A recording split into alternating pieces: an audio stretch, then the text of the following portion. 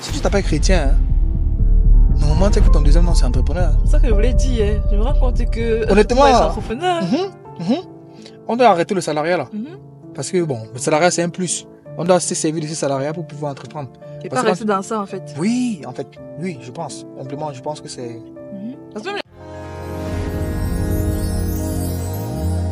Bon, mon mari, étant donné que on a grandi à l'église, surtout toi, particulièrement toi, tu as tout eu à l'église, les examens, tu apprenais à l'église, voilà, tu es musicien, ta femme, everything. Bon, penses-tu qu'un pasteur, je chute vite, un pasteur peut être un bon entrepreneur? Toi qui es chrétien, en même temps entrepreneur. Un pasteur ne peut... Bon, c'est possible qu'il soit entrepreneur. Il devrait même être entrepreneur.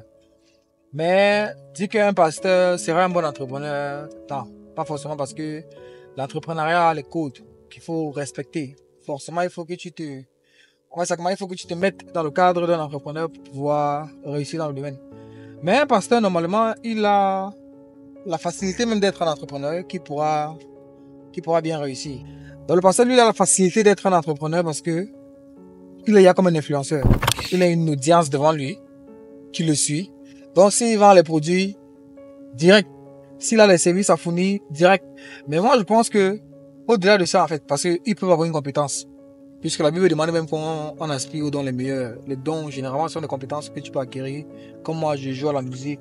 Je joue aux instruments de musique. J'ai commencé à la batterie en 2009. Après, quand je suis parti jouer à la guitare solo, guitare basse, le piano, j'appuie aussi. Tu vois, donc, tout ça, ce sont les compétences. Il y a des gens qui sont payés pour le faire. Donc, au-delà de ça, quand tu es pasteur qui a une compétence, tu peux ajouter à ça une autre compétence. Donc, il y a tellement de compétences. Hein. Mais là, maintenant, ce qui me vient à l'esprit, c'est que dans ta communauté, il y a les entrepreneurs. Il y a même les entrepreneurs qui s'ignorent parce qu'il y a beaucoup de personnes qui pensent que non, comme ils font peut-être le petit élevage là, c'est un petit truc. Toi, pasteur, si tu te formes dans le domaine, pourras aider à ce que l'activité de cette dame-là, ou bien de cette personne-là, plus grandit et devenir grand. Et toi, peut-être, tu pourrais être payé like on commission based. Si tu l'aides à vendre tel nombre de poulets, tu as peut-être ta commission. Ça peut être 250, ça peut être 500, ça peut être, je sais pas, je dis n'importe quoi. Donc, normalement, pour moi, tous les pasteurs devraient être des entrepreneurs. Ok. Donc, toi, quand tu viens à l'église, tu vois les chrétiens comme tes clients. Monsieur l'entrepreneur.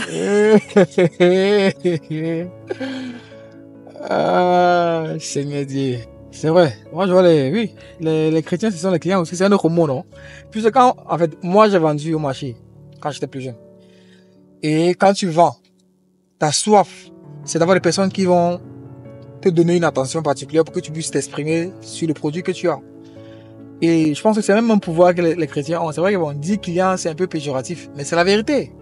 Ce sont les clients, puisque les gars qui sont là-bas à l'église, là, que vous appelez chrétiens, quand vous les regardez bien, ils sont habillés, ça veut dire que justement ils consomment un habit. Ils sont bien portants, même s'ils sont malades, ils partent à l'hôpital. Donc en fait, ils consomment. Ce sont des consommateurs, puisque comme je dis généralement, on n'apprend personne à consommer. Mais nous tous, on doit apprendre à produire. Tout cela, ce sont les consommateurs. Tout cela, ce sont les clients. Donc moi, je suis parti à l'église pour chercher Dieu. Et Dieu m'a donné les clients. C'est l'une des raisons pour lesquelles nos activités marchent aussi quand même bien, parce que tout ce qu'on lance, on a une communauté, on a les chrétiens qui sont là pour consommer. Ils sont contents parce qu'on fournit du très bon service.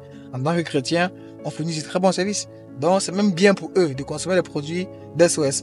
Parce que nous, on est des très bons entrepreneurs avec une bonne moralité chrétienne. On n'est pas là pour les stopper, l'argent, etc., etc. Donc, ce sont les clients. Ok.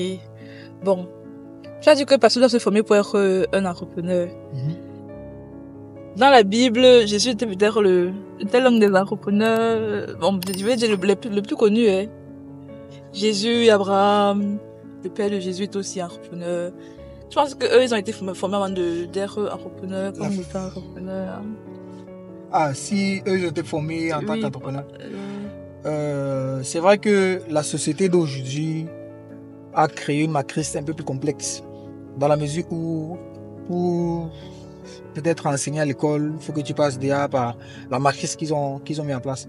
Mais la meilleure formation, c'est l'action. Tu te lances, point à la ligne. Parce que quand tu te lances là, directement, tu vas faire des erreurs, tu vas échouer. Et c'est dans ça que tu vas apprendre.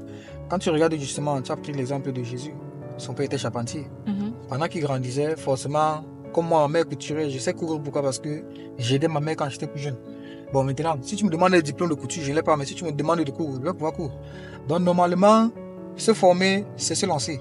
Et quand vous voulez vous lancer, généralement, il faut maintenant solliciter les personnes qui sont déjà dans le domaine. Comme j'ai dit, tous les pasteurs, s'ils lancent un appel, je ne sais pas quoi, entrepreneuriat, ils vont voir quelqu'un qui va pouvoir les former. Ou alors, ils peuvent nous contacter. Il n'y a pas de souci, nous, on va les former dans le domaine de l'entrepreneuriat parce que justement, on connaît les codes. Et c'est vrai que dans la Bible, les gars étaient tous entrepreneurs. Hein. Quand tu regardes bien, pratiquement personne n'était payé par un gouvernement ou peut-être avait un salaire mensuel. Non. En fait, ce sont les entrepreneurs. Même Abraham, ce sont les éleveurs. Et même avec l'histoire de, je pense que c'est Jacob, Isaac, Jacob, c'est quoi? Abraham, Isaac, Jacob, non? Jacob, oui. Oui, Jacob, exactement. Parce que quand Jacob prend le gras de naissance de son grand frère devient furieux et sa mère l'envoie chez son frère. Il passe se former là-bas pendant 14 ans. 7 ans parce qu'il voulait avoir sa première femme. On lui a donné Léa. Après, on a encore fait 7 ans encore. Donc, il s'est formé pendant pratiquement 14 ans. Et il connaissait déjà distinguer les bons des mauvais, etc. Donc, quand son oncle lui a demandé, OK, prends ça, tu peux avec. Il connaissait exactement ce qu'il fallait prendre. Et il a pris ce qu'il fallait. Il est devenu puissamment riche. Et la Bible dit même que quand il est parti en partant, il a donné un truc. Il avait envoyé des choses à son frère pour demander pardon. Il s'est rendu compte que son frère était aussi assez. Dans lui-même, il avait les hommes, il avait les biens, et son frère lui a pardonné, etc. Donc, si tu t'appelles chrétien, hein, normalement, tu sais que ton deuxième nom, c'est entrepreneur. C'est ça que je voulais dire. Hein. Je me rends compte que. Honnêtement, entrepreneur. On doit arrêter le salariat là. Parce que bon, le salariat, c'est un plus. On doit se servir de ce salariat pour pouvoir entreprendre. Et pas rester dans ça, en fait. Oui, je pense. Simplement, je pense que c'est. Parce que même les premiers créateurs, les enfants de Adam et Ève, l'un était cultivateur et l'autre était éleveur. Oui. Mince. La Bible est pour les entrepreneurs. Oui. Donc, est-ce que ça soit une Bible entrepreneuriale? En fait, la Bible est déjà là. Je pense qu'il va falloir que Dieu, on sorte peut-être un programme où nous on entre dans la Bible pour sortir tous les codes, oui. Sortir tous les codes pour montrer que oui, ça. C'est en symbiose. Oui. Intéressant. Très intéressant, je trouve. Waouh. Je ne verrais pas ça comme ça. Moi non plus. On a vu alors, nous tous ensemble. Spécial. Et comme on a dit, la compagnie s'appelle Someone Special parce que voilà, nous sommes spécial. On découvre des choses spéciales. Évidemment, parce que tu étais spécial à la base. Tout comme toi. Et toi aussi. Ok.